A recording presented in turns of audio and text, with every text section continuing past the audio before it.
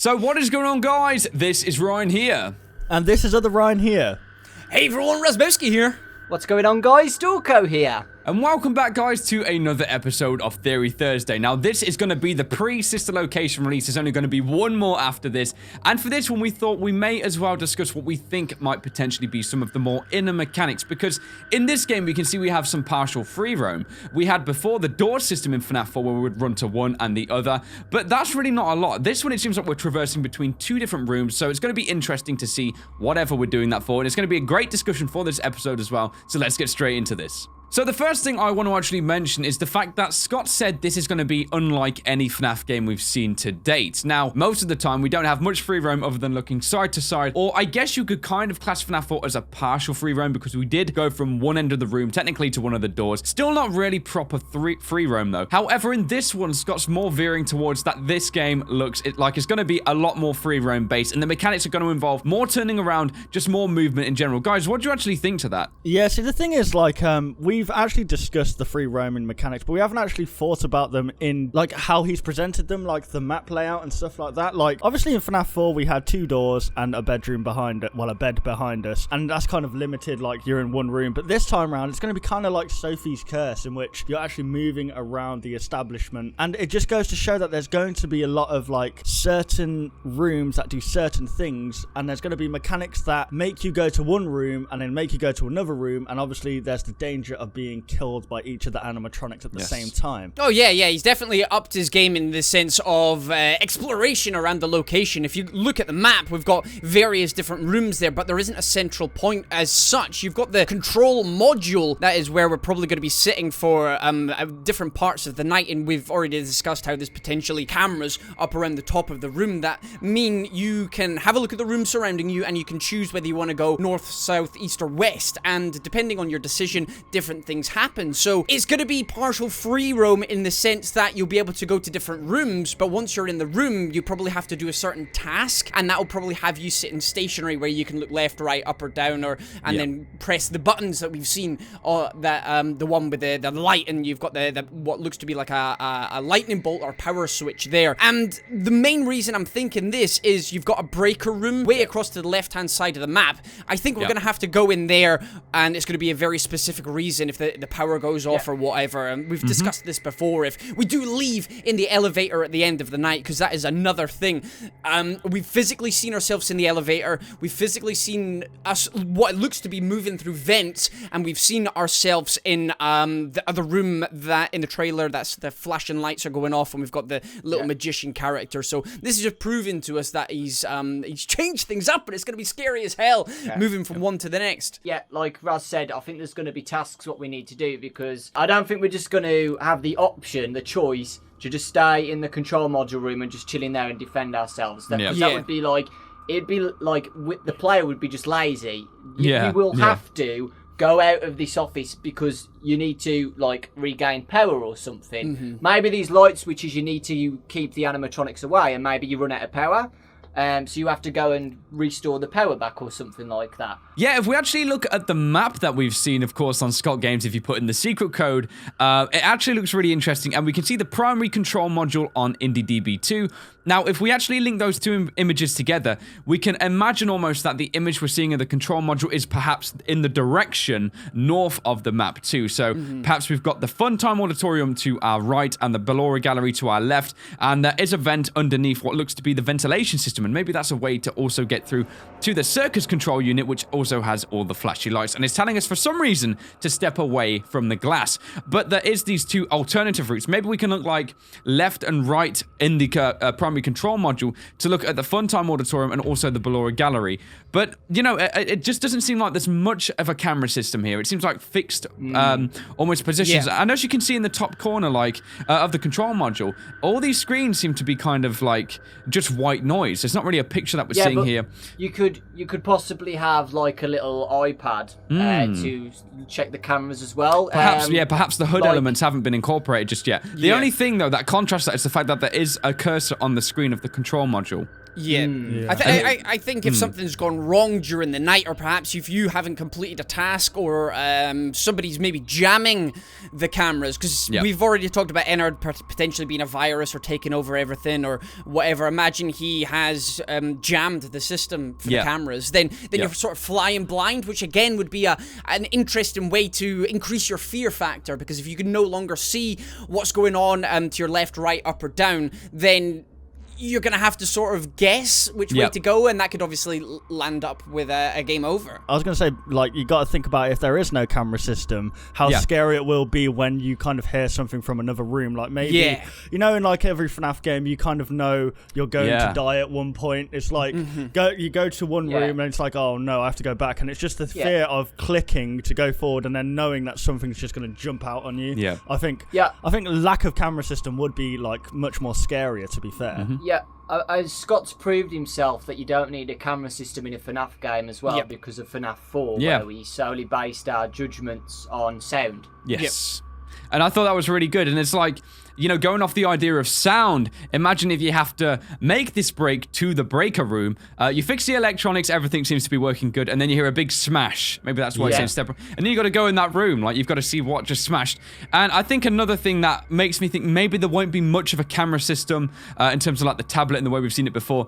If you look at the I See You teaser image, where of course we've got the fun time Freddy in the back, that is not the positionment of a camera. Cameras are typically on like an upwards position looking down, so you can see more of a landscape.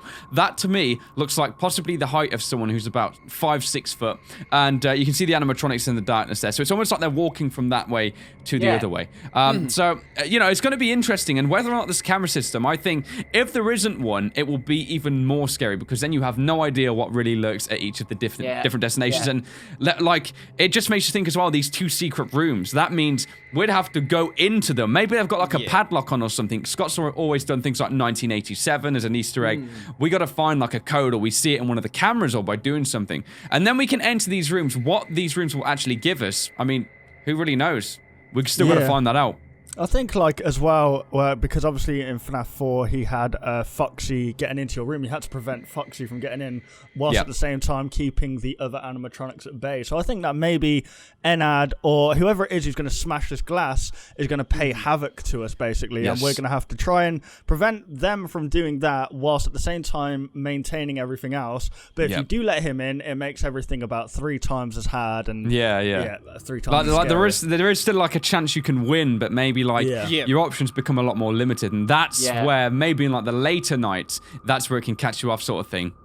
What it's looking like at this point is he's going to combine elements from each one of the games, as we said, in the control module, if he has the cameras around the top of the thing, and they're not necessary, but they're going to help you. Again, obviously we've heard or we've seen, we did hear when Ballora was talking in the voice clip how she's like, is somebody in the room, and her eyes are closed. So obviously then you've got you're watching the cameras, you're listening for Ballora, and then you'll probably have other factors in there as well, as you said, if somebody comes through the glass and makes things a little bit more difficult for you. If you do have to go and solve the task in the breaker room to turn the power back on, for instance, then he's putting all these elements into the one game, and it's just going to make it that much scarier. It's going to be, that's terrible grammar, it's going to be more scary.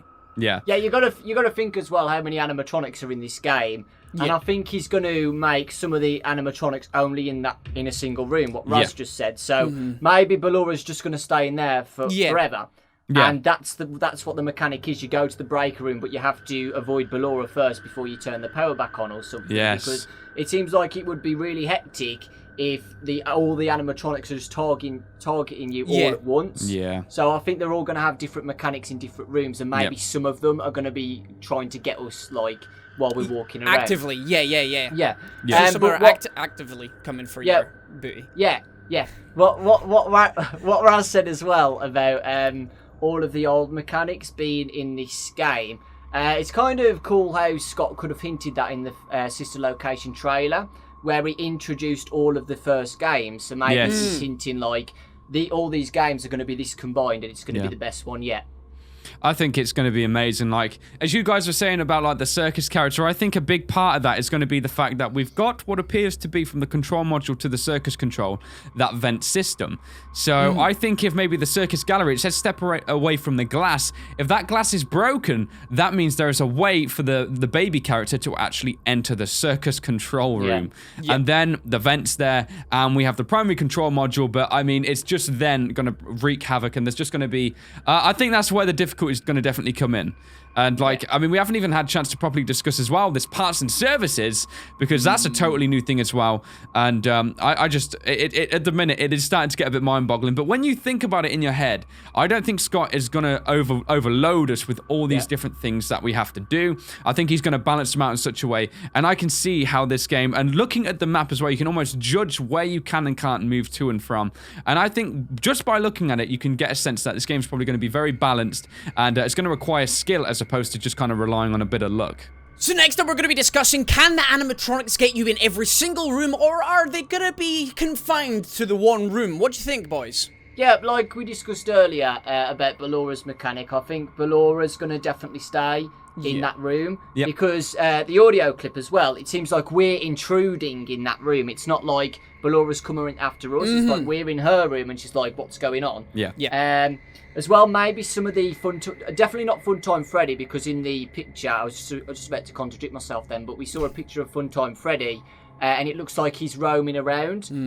So maybe Funtime Freddy or Babe. I definitely think Baby's going to be roaming around. Yes, Biddy Babs possibly as well. Ballora will definitely. We've even seen the teaser where she's not on stage. Well, no, you're talking about the mini arenas. Well, we don't know, do we? Yeah, we don't know yet. Stop it. They say get back on your stage now. I can see Ballora, the one we see in the trailer, potentially being on the stage the whole time, just so it doesn't make it easy to get to the breaker room.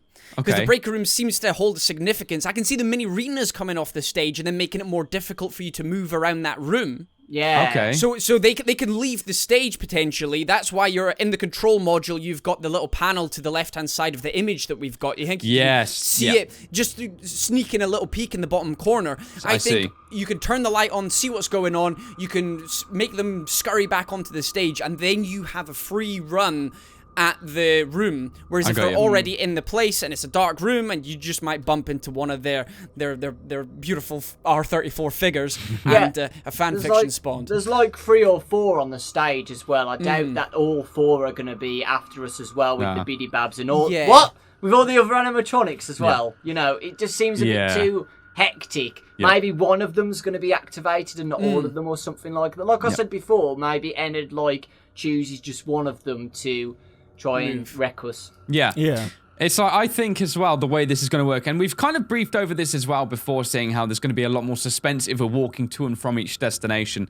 So if we go and we spoke about Baby possibly smashing through the circus control unit and getting through that ventilation, and I guess it could almost be like the reverse. Can you imagine, you feel like you've done everything super successful, everything's the same, and then you look to your left and you realize that the window for the Funtime Auditorium, or the door, whatever's there, is actually open. Then you look back and you kind of just know that one of them's in the room, or one of them is misplaced and somewhere where they shouldn't be. And it just makes you think as well, is there going to be a way to lure them back out? So perhaps because there is 3 different ways they can come at you at once, and if you're in the circus control, that's 2 of your flank routes pretty much left wide open, which is going to make it challenging. I was thinking about the switches on the left to right. There's a switch on the left and there's right to left. Maybe there's doors. Yes, so I think so. You can go to this door and then quickly shut that one, and the next one shut it, so you can shut them in the room or something like that. Yeah. Because it seems a bit weird that there's going to be a power switch on the left and right. Why would you need that? Yeah. You know what I mean? What it looks like is you've got the we've already discussed the Ballora gallery, but if you do go through the vent to the north to the circus control room, then it looks like, because you got the little black where you got the little box outline there, that looks like it's going to have some sort of panel, which is the one, if I'm right, the one with the flashing lights with the little magician sort of character. Remember that room, because we've not seen that anywhere else yet. That looks like it's looking out onto something. Yeah. Because it looks like a big glass thing. I think that's the circus control. I can't remember if it was named or not. Yeah. So you've got that there. So you've obviously got to do a certain task there with all the buttons that are in front of you. If you don't do that task in a certain amount of time, then the biddy babs, etc. get out. Come through the vents where Baby gets around out some sort of way. I think in the Funtime Auditorium, I think Funtime Freddy and Funtime Foxy are going to be able to roam around that room some way. Because as you said, we've seen Funtime Freddy moving around. I think Foxy is going to do the same thing, but a different mechanic. He rushed us before, so maybe he's going to have his different poses and then just comes for you, and maybe Freddy teleports like he did in the other game. And obviously, you have to get past them to get to the parts and service room. So whatever's in that room, it's going to work the same way as the Ballora Auditorium Gallery, and you've got to get to that room and complete a task, whether it's for an Easter egg, which would be interesting that you have to get past them for an Easter egg, or if it's just for general gameplay mechanics. I just want to contradict myself again. The 2 power switches on left to right, there might not be doors, there might be light switches so you can see through the doors. I was just about to say, I think those little power switches there might have the same property of like FNAF 1, where you can turn the light on each one and you can press the power button to shut the door. Maybe there'll be downwards doors, which will then explain why if the power goes off, they go back up, and then you're left vulnerable. I think that's how they're going to work, which is going to be like kind of back to the cores of FNAF, and I kind of want that. I kind of want that, to be honest. And it shows again the difference, because if you're having a look at the map schematic, you've got actual door, you've got the white lines that are showing doors, and then you've got the difference with the vents, and we can clearly see vent moving in the trailer, and we can clearly see the vent in, or basically the vent underneath that big fan in the main control module. Well, who's to say there won't be hallucinations as well? If you think about it, like maybe like rather than someone else like distracting, well, maybe rather than like another animatronic coming to distract you, you're actually faced with hallucinations, so you don't know what's real and what's actually fake. So that'll be pretty well, we kind of spoke before about this whole concept that maybe when Scott referenced the gas leaks in this place, maybe that was going to be a hint towards potentially maybe if you're in the control module for too long, there might be a gas leak. You've got to go to the circus control to get away from that. Maybe on that little panel you can then put in a code to stop the gas from leaking. There might be something like that. Then you can go back. So maybe that's going to be a way as to why there's 2 rooms. So one's almost like a safe room if you're in the gas too long, because he's always wanted to use something like that. There's always been like the toxic meter, and he never has had really a chance to. And you've got to have something to stop you from camping out. I think one thing is the breaker room, and maybe potentially something is in the parts and service room to help you fix something. Maybe something goes wrong, wires are pulled out, or something similar, and you've got to go to the parts and service to pick up a spare something, or a screwdriver to undo a panel or something. I'm doing this very broad and very generic terms, but you get the idea. So there we have it, guys. That was another really interesting discussion for Theory Thursday. We ended up talking very in depth about the mechanics and how we potentially think things might be working. We didn't, however, touch much on the elevator or also the secret rooms, because they are secret rooms, so we're not really sure what secrets are going to be within them just yet. And the elevator really is kind of self-explanatory how that thing is going to be really working with the game. But regardless, guys, we've got one more Theory Thursday after this one, and I mean, it's just that you can feel the tension for Sister Location, and it's coming, guys, and it's going to be really awesome. But we hope you did enjoy this video nonetheless, guys. If you guys did enjoy, why not leave a like rating down below, and if you're new to any of the channels, why not subscribe. The Razbowski's and Dorko's links will be in the description down below. And so thank you so much for watching this video, guys. We of course hope you did enjoy, and we will all of course see you on the next one. Goodbye. Bye. Want to see even more content from us? Consider liking and subscribing to ensure you'll see all content in the foreseeable future. And hey, why not check out our past 2 videos?